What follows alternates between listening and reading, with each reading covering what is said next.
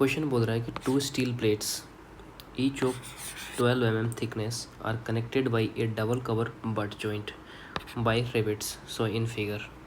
So if the rivet diameter is 22 mm and the rivet force value is 53150 newtons and permissible stress and tension of plate is 142 newtons, which one of following section is a most critical section? ठीक है, तो देखते हैं इसको. इसमें ये जो total दे रखा है, ये दे रखा है 30 सेंटीमीटर. ठीक है, क्वेश्चन क्या पूछ रहा है? क्वेश्चन पूछ रहा है कि एक गिवन रिवेट जॉइंट में मोस्ट क्रिटिकल सेक्शन कौन सा होगा, जबकि प्लेट की थिकनेस दे रखी है 12 mm, रिवेट दे रखा है diameter 22 mm and rivet force दे रखा है, वो दे रखा है 53150 न्यूटन और यह 53.15 किलो न्यूटन. ठीक है, तो कंसेप्ट क्या पूछ रहा है, क्या चेक कर रहा है इस जगह पे? ये कर रहा है कि नेट सेक्शन एरिया निकालना है, tearing failure of plate and zigzag section consideration करना है. सिस्टम को समझो सबसे पहले. तो क्रिटिकल सेक्शन क्या होता है? क्रिटिकल सेक्शन वो होता है जहाँ पर एरिया मिनिमम होता है. ठीक है, एरिया मिनिमम होता है. और जो रिवेट होल्स क्या करता है? रिड्यूस एरिया करता है. जिगजैग पैटर्न भी चेक करना पड़ता है. Maximum stress is equals to minimum area पे होता है. तो सबसे पहले बात करते हैं इसके सॉल्यूशन के बारे में. सॉल्यूशन क्या बोल रहा है?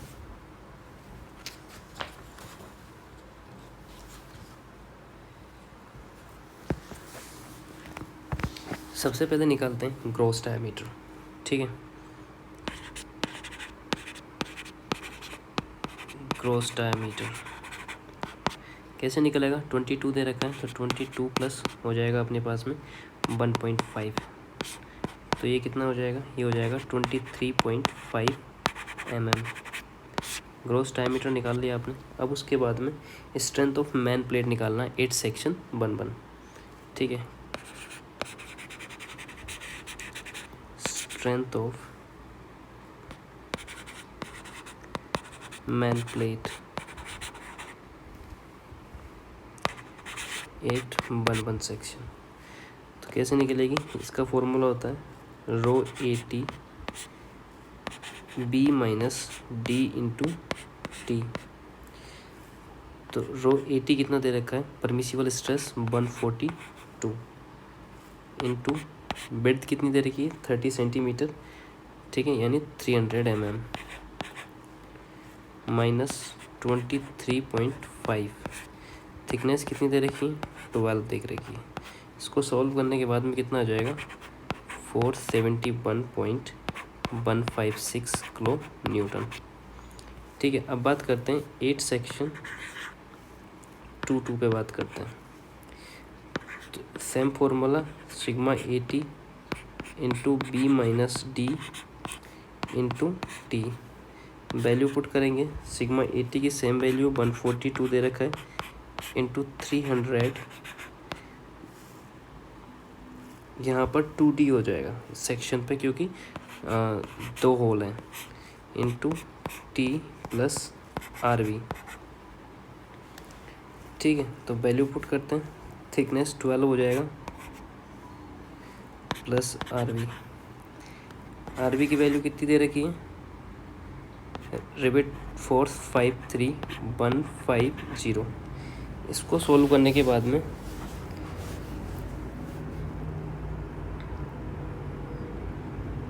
इसको सोल्व करेंगे. यहाँ पर 12 हो जाएगा, तो 431.112 प्लस 53.150, ये हो जाएगा 484.26 किलो न्यूटन.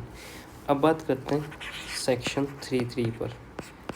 ठीक है, तो सेम 142 इंटू 300 माइनस 3D की वैल्यू कितनी? 23.5 इंटू 12 प्लस 159,450. क्योंकि ये जो था ना आपका क्या, ये जो RB था, यहाँ जो RB की वैल्यू जो पुट करेंगे अपन, वो 3 से मल्टीप्लाई करके करेंगे. तो इसको ऐसे भी लिख सकते हैं 3 इंटू 53150, जिसको सॉल्व करने के बाद ये आएगा. तो इसको कंप्लीट सॉल्व करने के बाद में इसमें आएगा 550.518 किलो न्यूटन. तो सबसे क्रिटिकल सेक्शन कौन सा है? सेक्शन 1 की वैल्यू है, ये सेक्शन 2 की वैल्यू है और ये सेक्शन 3 की वैल्यू है। तो मोस्ट क्रिटिकल सेक्शन कौन सा होगा? 1 वाला।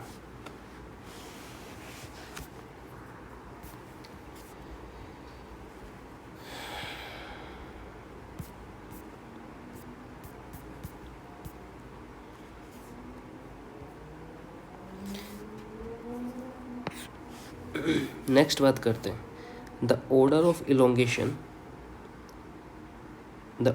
Elongation which A specimen of mild steel undergo before fracture is कितना हो जाएगा? 10%। The order of elongation which A specimen of mild steel undergo before fracture is 10%। अच्छे से समझते हैं। इलोंगेशन ऑफ माइल्ड स्टील की बात चल रही है क्वेश्चन के अंदर। क्वेश्चन पूछ रहा है कि माइल्ड स्टील फ्रैक्चर से पहले कितना इलोंगेशन होता है, ठीक है। ऑर्डर ऑफ मैग्नीट्यूड पूछ रहा है, तो कितना होता है? 10% होता है। कंसेप्ट क्या चेक कर रहा है? डक्टिलिटी ऑफ मटेरियल और इलोंगेशन बिफोर फेलियर के बारे में ये आपका कंसेप्ट चेक करने की कोशिश कर रहा है। तो रियलिटी समझने की कोशिश करते हैं। जो माइल्ड स्टील होती है वो हाईली डक्टाइल मटेरियल होता है, ठीक है। तो सिग्निफिकेंट इलोंगेशन होता है बिफोर फेलियर होता है। इसमें कुछ और भी वैल्यूज़ दे रखी हैं जो लिख लेते हैं माइल्ड स्टील के लिए। फॉर माइल्ड स्टील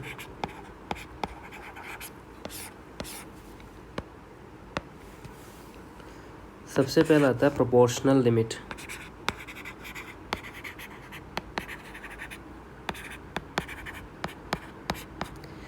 उसके बाद में आता है यील्ड स्ट्रेंथ।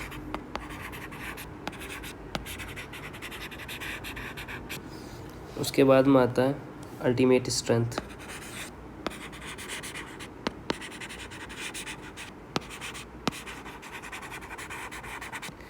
उसके बाद में आता है फ्रैक्चर स्ट्रेंथ।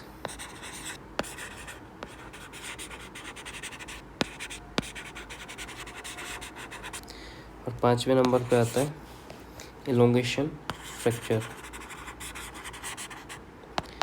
इलोंगेशन 8 फ्रैक्चर, ठीक है। तो इसमें जो परमिसिबल लिमिट है, परमिसिबल लिमिट जो होती है 190 से लेकर 220 न्यूटन पर mm² होती है किसकी? प्रोपोर्शनल लिमिट की। यील्ड स्ट्रेंथ की अगर बारे में बात करें तो ये होती है 230 से लेकर 250 तक न्यूटन पर mm²। उसके बाद में आता है अल्टीमेट स्ट्रेंथ। अल्टीमेट स्ट्रेंथ कितना होता है? 410 से लेकर 530 तक न्यूटन पर mm² तक। उसके बाद में फ्रैक्चर स्ट्रेंथ के बारे में बात करते हैं। तो फ्रैक्चर स्ट्रेंथ होती है 250 से लेके 300 न्यूटन पर mm²। इलोंगेशन जो होता है वो होता है 23% से लेके 35% के बीच में। तो प्रोपोर्शनल लिमिट आपको समझ में आई। परमिशन लिमिट कितनी है? 190 से लेके 220 तक। यील्ड स्ट्रेंथ 230 से लेके 250 तक। अल्टीमेट स्ट्रेंथ 410 से लेके 530 तक। फ्रैक्चर स्ट्रेंथ 250 से लेके 300 तक। और इलोंगेशन 23 से लेके 25 तक। बात करते हैं next. Match the list 1 which is failure mode and list 2 is a reason and select the correct answer using the code given below the list. पहला आता है shear failure of plates, bearing failure of plates, tearing failure of plates और splitting failures.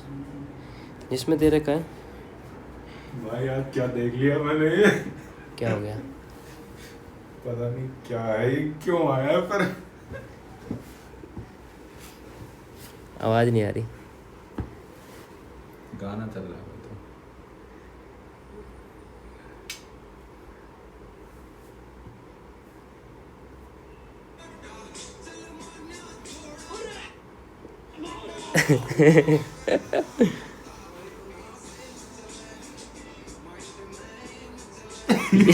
ये क्या है? ये छोटा वाला, ये तो बकरा है ना। और क्या? और ये भाई ऐसे ही हिट करता है। और भाई भगा दिया उसको काट को। देख ले भाई डेडिकेशन। हटानी 2 बार गिरने के बाद।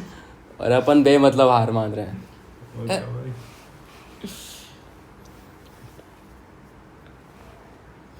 तो इसमें पहला क्या था, शेयर फेलियर ऑफ प्लेट्स था, दूसरा bearing failure of plate, tearing failure of plate और splitting failure of plate.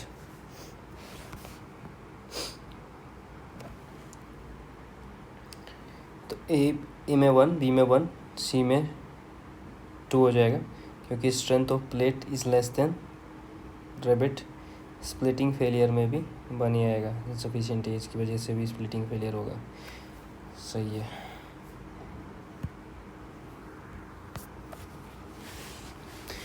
Question क्या पूछ रहा है कि मैच करना है आपको फेलियर मोड और रीजन्स। तो फेलियर मोड दे रखा है पहला शेयर फेलियर ऑफ प्लेट, दूसरा दे रखा है बियरिंग फेलियर ऑफ प्लेट, तीसरा दे रखा है टीयरिंग फेलियर ऑफ प्लेट और स्प्लिटिंग फेलियर ऑफ प्लेट। तो ये जो तीनों है ना, शेयर, वेयर और स्प्लिट, ये किस वजह से होता है, इनसफिशिएंट एज डिस्टेंस की वजह से। और जो टीयरिंग फेलियर है ना, ये कब होता है, जब प्लेट की स्ट्रेंथ लेस देन होती है रिवेट की स्ट्रेंथ से। ठीक है, तो different types of failure connections ये देख लिए मैंने, cause of each failure. So share किसकी वजह से होता है, शेयर किस में आता है, रिवेट प्लेट और स्लाइडिंग फेलियर में। ठीक है, bearing crushing eight contact, tearing net section failure. और जो स्प्लिटिंग होता है किसकी वजह से होता है, एज फेलियर की वजह से। टीयरिंग नेट सेक्शन की वजह से होता है, बियरिंग क्रशिंग एट कॉन्टैक्ट होता है, और जो शेयरिंग होता है वो रिवेट प्लेट होता है। नेक्स्ट चलते हैं। Which following does not decrease a belt type, which one of following does not disc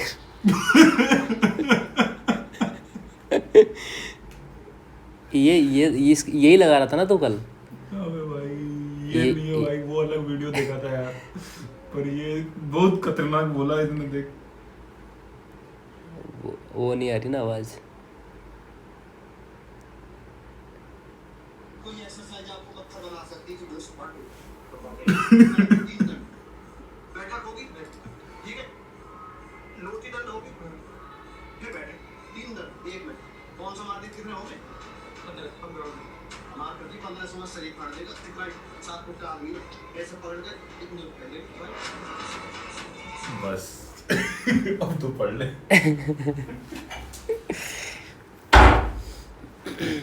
which of following is does not describe A belt type. तो प्लग, लैप, जिगजैग और but. ठीक है, तो zigzag ही है, zigzag अलग चीज़ है, but belt होता है, प्लग बेल्ट होता है, और लैप भी में भी बेल्डिंग होती है। तो 1.12 के अंदर शायद जिगजैग आना चाहिए। हाँ, लैप होगा भाई, lap lap lap lap lap lap does not belt type.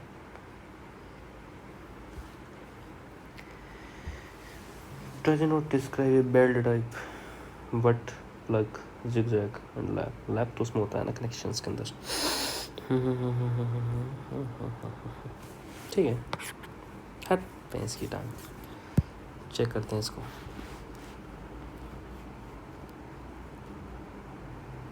ये एक जॉइंट का टाइप है लैग। जो बट है ये बेल्ट टाइप है, प्लग है ये भी बेल्ट टाइप है, जो लैप है ये जॉइंट का टाइप है, बेल्ट में यूज़ होता है, और जो जिगजैग है ये अरेंजमेंट पैटर्न है। यहाँ तो मैं भी तो यही कह रहा था कि जिगजैग आएगा, भाई उसमें गलत दे रखा है।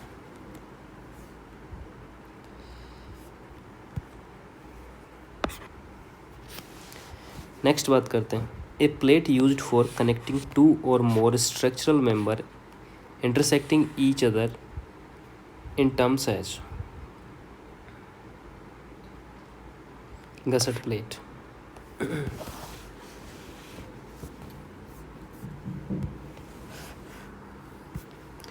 क्वेश्चन पूछ रहा है कि कौन सी प्लेट यूज होती हैं जहां 2 या 2 से ज़्यादा मेंबर्स को कनेक्ट करने के लिए जो इंटरसेक्ट करता है वो होती हैं गसट प्लेट। ठीक है, जो बेस प्लेट होती है ना वो कहाँ काम आती है, कॉलम बेस सपोर्ट के अंदर। जो शू प्लेट होती है ना वो लोड डिस्ट्रीब्यूशन में काम आती है। टेम्पलेट जो होता है ना वो अलाइनमेंट पर्पज़ के लिए यूज होती हैं, और जो गसट प्लेट होती है ना ये मल्टी मेंबर्स को कनेक्ट करने के काम आती हैं। तो base plate are provide to distribute load of column on a greater area. ठीक है, कहाँ पर, on a greater area to distribute of load. Next चलते हैं.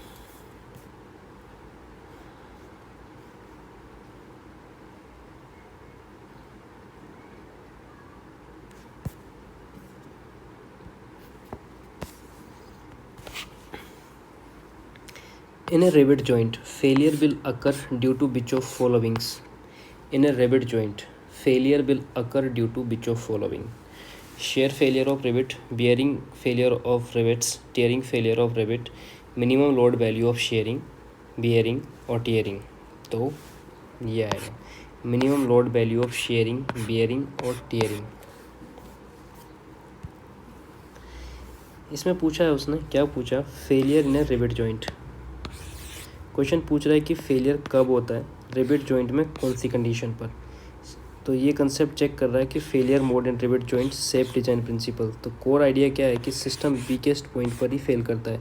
सो मिनिमम स्ट्रेंथ वाली मोड डिसाइड करने पर फेलियर होता है, जो कि क्या होता है, वो होता है in rivet joint. Failure can occur by shear failure, bearing failure of rivet and tearing failure of plate. Strength of joint is calculate each mode of failure and minimum values take as joint strength.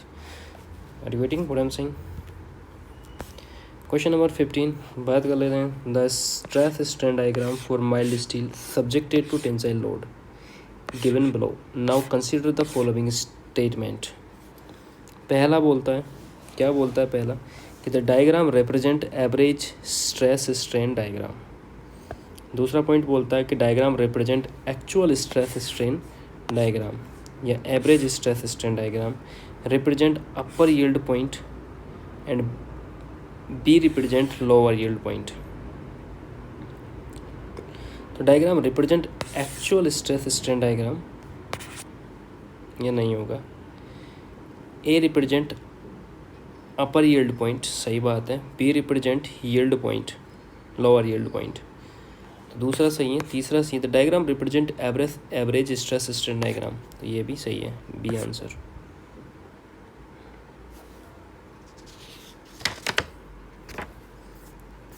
समझते हैं. Question में एक diagram दे रखा है कि कौन सा correct है. अलग अलग पॉइंट्स पे अलग अलग चीज़ें. ए जो है पीक अपर यील्ड पॉइंट, बी जो है ड्रॉप लोअर यील्ड पॉइंट, सी जो स्ट्रेन हार्डनिंग स्टार्ट होती हैं, अल्टीमेट स्ट्रेस होती हैं. स्टेटमेंट दे रखा है कि पहला जो स्टेटमेंट है वो है कि एवरेज स्ट्रेस स्ट्रेन डायग्राम है, ये एक्चुअल स्ट्रेस स्ट्रेन डायग्राम है. ए अपर यील्ड पॉइंट है, लो बी लोअर. तो engineering versus true strain diagram ये फिनोमिना है कर्व इंटरप्रिटेशन का.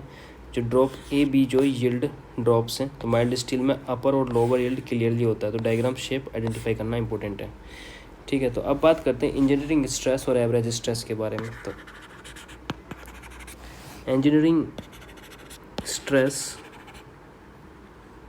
और एवरेज स्ट्रेस क्या होती है, पी बाई ए नॉट होती है.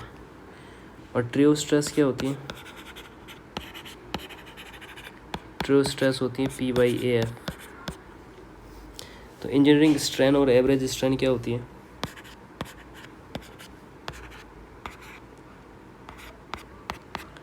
ये होती है L naught divide by L naught. और ट्रू स्ट्रेन होती है L N F I N naught. जो ए नोट होता है वो क्या होता है, initial cross section area of specimen होता है. ए एफ जो होता है वो फाइनल होता है. एल नोट जो होता है इनिशियल लेंथ ऑफ स्पेसिमेन होता है. एल एफ जो होता है फाइनल लेंथ ऑफ स्पेसिमेन होता है.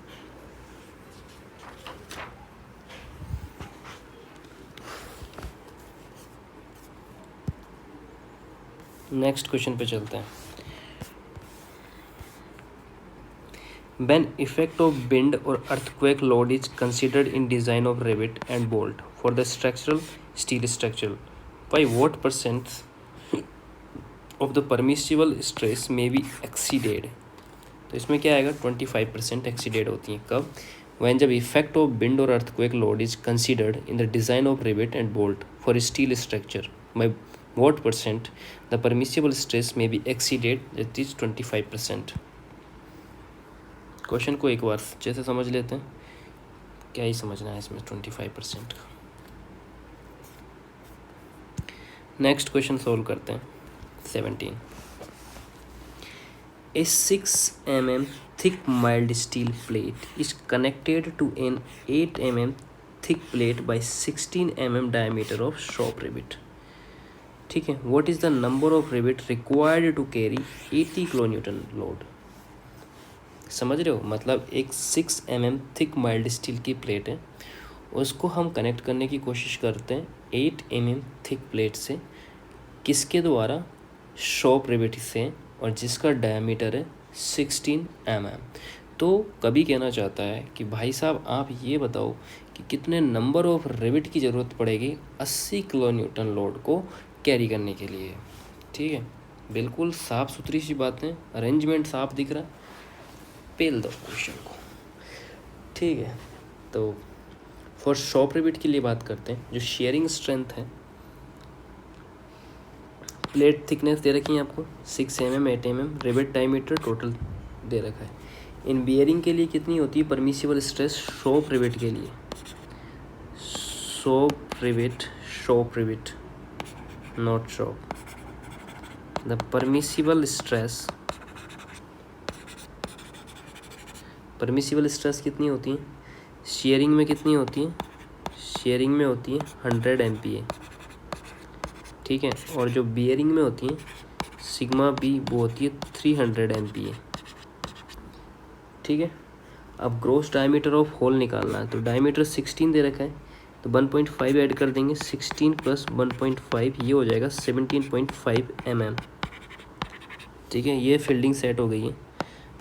अब बॉलिंग करते हैं. तो strength of rivet in bearing क्या होती है? Strength of rivets in bearing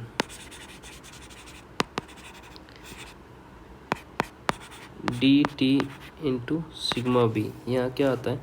यहाँ पे आता है 17.5 × 6 × 300 है ना. इसको सोल्व करने के लिए बाद आगे कितना जाएगा?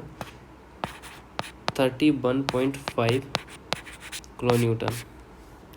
तो strength of rivet in single share कितना हो जाएगा सिंगल शेयर के अंदर? तो उसको मल्टीप्लाई कर देंगे π/d² / 4 × τs. तो ये हो जाएगा π/4 × 17.5 का स्क्वायर × 100. तो ये हो जाएगा 24.05 किलो न्यूटन. ये क्या है? Strength of rivet. This is strength of rivet in single share.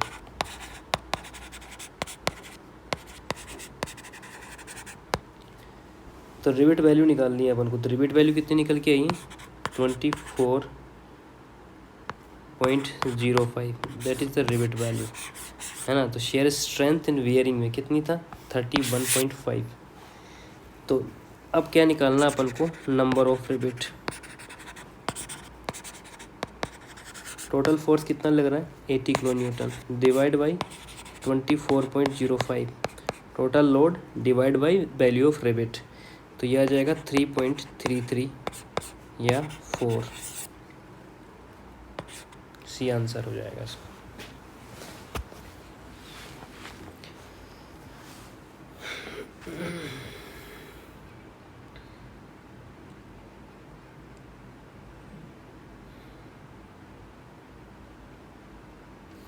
जो मिनिमम होगी वो वैल्यू रिवेट वैल्यू होगी. ठीक है, इतना नहीं सोचना है.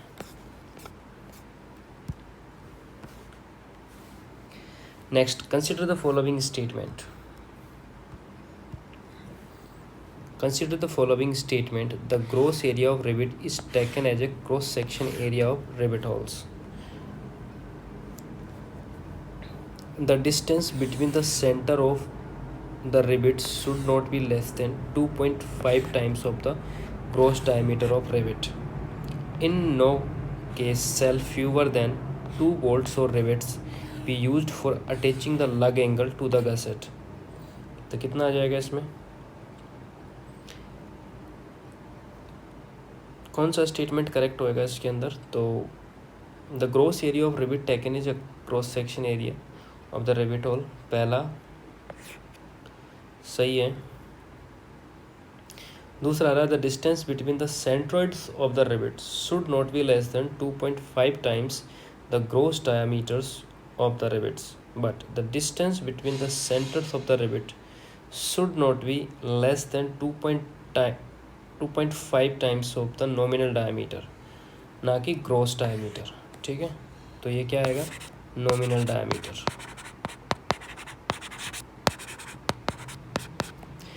In no case shall we, so less than 2 volts or 2 rivets will permit rotation about the connection. So not less than 2 volts or rivets shall be used for the attaching the lug angle to the gusset plates.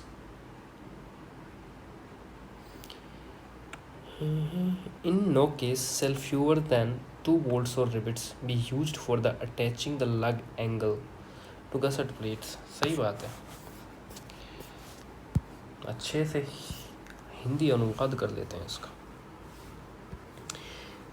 बात कर रहा है कि जो रिबिट area होता है वो रिबिट whole area के बराबर होता है, ऐसा कह रहा था वो। ठीक है, जो पिच होती है वो ग्रेटर देन या इक्वल होनी चाहिए या लेस देन नहीं होनी चाहिए into diameter, minimum 2 rivets required है। एरिया अजम्पशंस डिज़ाइन में इंपॉर्टेंट होता है, स्पेसिंग रूल फॉलो करना होता है, ये सब चीज़ें होती हैं। समझ में आ गई। The distance between the centres of rivets should not be less than नहीं होना चाहिए, ग्रेटर देन होना चाहिए, और वो नॉमिनल डायमीटर में यूज होना चाहिए, नॉमिनल डायमीटर होना चाहिए। ठीक है, जो रिबिट एरिया होता है वो रिबिट होल के बराबर होता है। ये बात बिल्कुल सही है, ये बात बिल्कुल सही थी, और ये इससे सेटल हो गया। नेक्स्ट सेटल करते हैं, ये तो बड़ा क्वेश्चन है। Which one of following is the most critical rivet in the joint shown in figure? Flange दे दिया, डिस्टेंस दे दी, ब्रैकेट प्लेट है, 16 mm 5 rivet at the 50 mm पर है। तो पूछ रहा है कि which of following is the most critical rivets. Most critical rivet कौन सी होगी इनमें से, इस कॉर्नर पे होगी 3 नंबर पे, because angle between F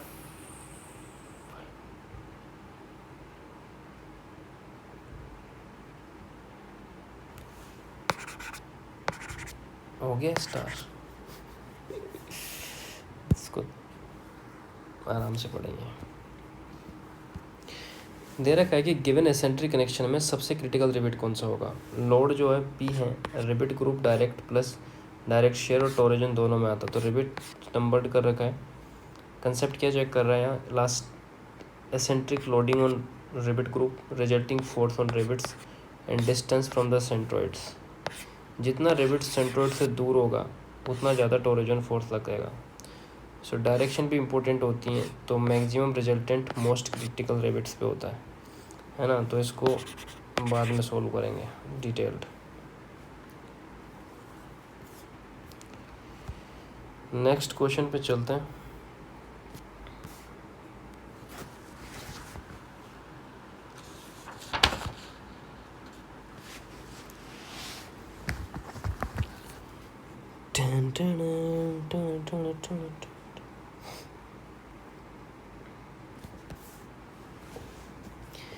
A bolt is subjected to shear force B and tension T. The capacity of bolt is resisting shear and tension respectively B naught T naught. Which one of following diagram represents interaction relation? Which one of following diagram represent interaction relationship? तुम्हें पता ही ये कौन सा है। Next चलता है 21 पर। A bracket has been attached to the flange of column shown in figure. What is the maximum force in bolt? Maximum force of bolt कितना होगा। ठीक है, क्या बोल रहा है, A bracket has been attached to the flange of column shown in figure. What is the maximum force in the bolt? M कैसे निकलेगा इसका, P into 100 plus P into 100, 200 P हो जाएगा क्योंकि दो साइड है। डिस्टेंस कैसे निकालनी है? डिस्टेंस क्योंकि सेंटर से निकालनी एनी रिबिट, तो दे रखा है कितना 30 और 40, सेंटर से डिस्टेंस लेनी है ना। तो मैक्सिमम फोर्स के लिए क्या करना पड़ेगा? मोमेंट और रिजल्ट को मल्टी प्रोडक्ट करना होगा, और जो उसका डिस्टेंस है उसका समीशन करना होगा। तो कितनी डिस्टेंस बनेगी इसमें? ऐसे 1 2 3 और 4 का, ठीक है, ऑलराइट, अंडरस्टैंड। चलो गाइस, इसको सॉल्व करने की कोशिश करते हैं। क्वेश्चन क्या पूछ रहा है? क्वेश्चन पूछ रहा है, नेक्स्ट क्वेश्चन 21वां क्वेश्चन पूछ रहा है कि गिवन ब्रैकेट कनेक्शन में बोल्ट मैक्सिमम फोर्स कितना होगा।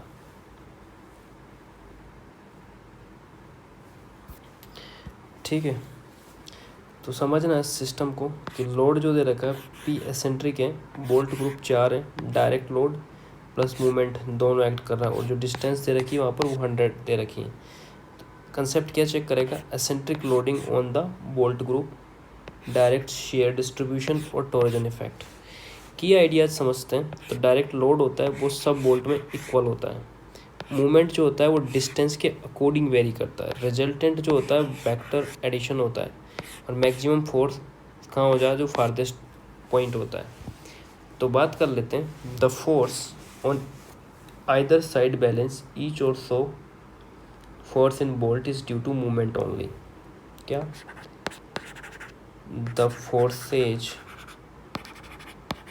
On either side balance each other, so force in bolt is due to movement only. The movement on rivet, the moments on rivets की बात करें तो ये आ जाएगा P into 100 plus P into 100, 200 P आ जाएगा। कैसे आएगा? ये दो साइड लग रहा है ना इसमें, ठीक है, दोनों को ऐड कर देंगे। अब निकालनी है क्या? The distance of any rivet, the distance of any rivet from centroid, क्या निकल जाएगा? 30 का स्क्वायर, क्योंकि वहाँ 30 दे रखा था। हाँ 30, हॉरिजॉन्टल और वर्टिकल, हॉरिजॉन्टल 30, वर्टिकल 40, फिर ये निकल गया जाएगा अपने पास में। ठीक है, 30 प्लस 40 का स्क्वायर, ठीक है, 4 12 12 5 60 5 0। अब क्या निकालना अपन को? अब निकालना अपन को maximum force, maximum force in the bolt. यही पूछ रहा है वो कि बोल्ट में कितना मैक्सिमम फोर्स होगा। तो क्या हो जाएगा? प्रोटेक्ट इंटू मूवमेंट और distance of the rivet divide by summations of the R square. M into R divide by कितने बोल्ट है? 4r square. ठीक है, तो एम कितना दे रखा है? एक आर से एक आर बच जाएगा, चला जाएगा, तो ये हो जाएगा कितना दे रखा है? 200 P डिवाइड बाई 4, आर की वैल्यू कितनी दे रखी है? 50,